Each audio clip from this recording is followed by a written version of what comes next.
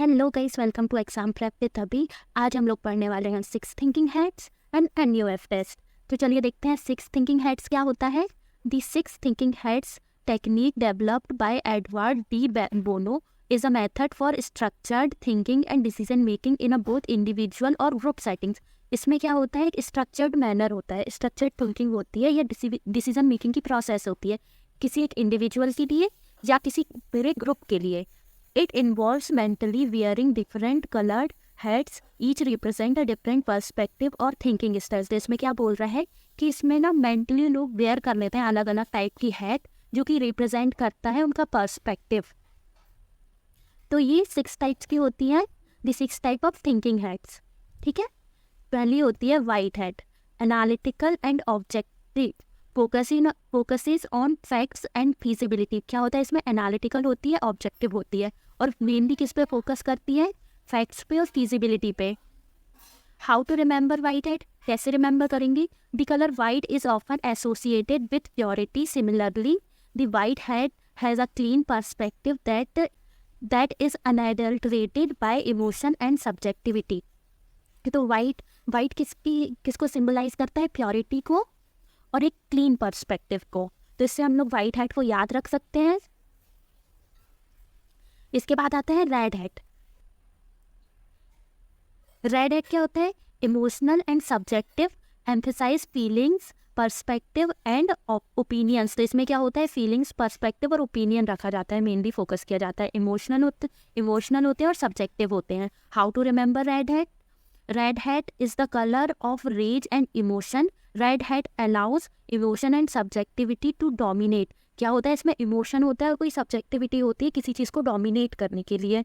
उसके बाद आता है ब्लैक हैट। ब्लैक हैट क्या होता है, critical and sceptical, identifying risk and problems. तो इसमें रिस्क और प्रॉब्लम को आइडेंटिफाई किया जाता है। How to remember black hat, black the colour of gloom and pessimism. The black hat is skeptic and pessimist, looking for the problems in everything। मतलब ये critical होता है, इसमें प्रॉब्लम्स देखी जाती हैं और जो रिस्क होते हैं उसको आइडेंटिफाई किया जाता है। नेक्स्ट है yellow hat, optimistic and speculative, considering best case scenarios. मतलब इसमें बेस्ट केस सिनेरियोज को कंसीडर किया जाता है, ऑप्टिमिस्टिक होती है, स्पेक्युलेटिव होती है। How to remember yellow hat, yellow hat is the sunny one, मतलब सनी वन से रिप्रेजेंट करते हैं। They are happy and have a positive outlook on things, always expecting the best outcome. मतलब इसमें हमेशा बेस्ट आउटकम को expect किया जाता है। उसके बाद आता है blue hat, structured and overview oriented, focusing on the big picture. मतलब ये हमेशा बिग पिक्चर पे फोकस करते हैं और ये ओवरव्यू ओरिएंटेड और स्ट्रक्चर्ड होते हैं। How to remember blue hat, blue is the color of sky. Imagine the blue hat person has a 20,000 perspective on this. They can see everything from a distance and get a big picture view। मतलब इसमें क्या होता है कि big picture देख सकते हैं हम लोग आसमान से। ग्रीन हैट में क्या है, creative and innovative, generating new ideas and solutions. तो इसमें क्या होता है, ग्रीन हैट होती है, क्रिएटिविटी होती है और इनोवेशन होता है। इसमें न्यू आइडियाज़ को जनरेट करते हैं और सॉल्यूशंस को जनरेट करते हैं। How to remember green hat, green is a colour of nature as capture by the artist. The green hat is creative and generate lots of new ideas without concern of feasibility. मतलब इसमें बहुत सारे new ideas को generate किया जाता है किसी भी फीजिबिलिटी को सोचे बिना। अब हमारा दूसरा टॉपिक आता है विच इज़ एनयूएफ टेस्ट। तो देखते हैं एनयूएफ टेस्ट क्या होता है। As a group is developing ideas in a brainstorming session, it may be useful to do a quick reality check on proposed ideas। मतलब इसमें क्या बोल रहा है कि जब ब्रेनस्टॉर्मिंग सेशन चल रहा होता है तब एक यूजफुल ट्रिक होती है कि हम लोग क्विक रियलिटी चेक कर लें जो भी आइडिया है उस पर। इसी के लिए एनयूएफ टेस्ट का यूज़ किया जाता है।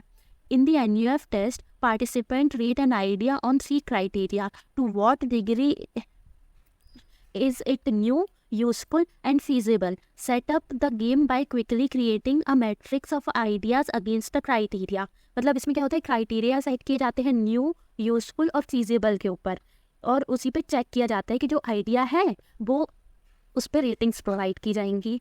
तो देखते हैं क्या होता है न्यू, क्या होता है has the idea been tried before, मतलब पहले ये आइडिया ट्राई तो नहीं किया गया. And idea will score higher here if it is a significantly different from approaches that have come before it. मतलब इसमें अगर हायर स्कोर, इसमें जो आइडिया है वो हाई स्कोर कर सकता है अगर वो डिफरेंट है यहाँ पे पहले की अप्रोचेस से. A new idea captures attention and possibilities. मतलब जो न्यू आइडिया होता है वो हमेशा अटेंशन को कैप्चर करता है और नई नई पॉसिबिलिटीज़ होती हैं उसमें. अब useful, does the idea actually solve the problem. ये बहुत ज़्यादा इंपॉर्टेंट होता है कि जो हमने आइडिया निकाला है वो एक स्पेसिफिक प्रॉब्लम को सॉल्व कर रहा है कि नहीं, ये भी तो इम्पॉर्टेंट है ना.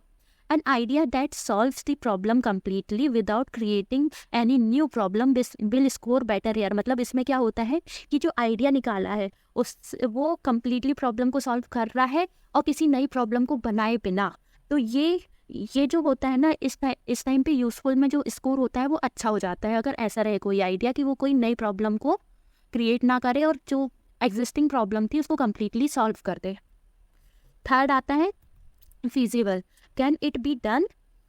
A new idea and useful idea still has to be weighted against its cost to implement. Ideas that require fewer resources and effort to be realized will score better here. मतलब इसमें क्या होता है, इसमें financial और सारे resources को देखा जाता है. जो आइडिया सबसे कम रिसोर्सेज और एफर्ट रिक्वायर्ड होते हैं जिस आइडिया में, वो यहाँ पे बेटर स्कोर गेन करता है.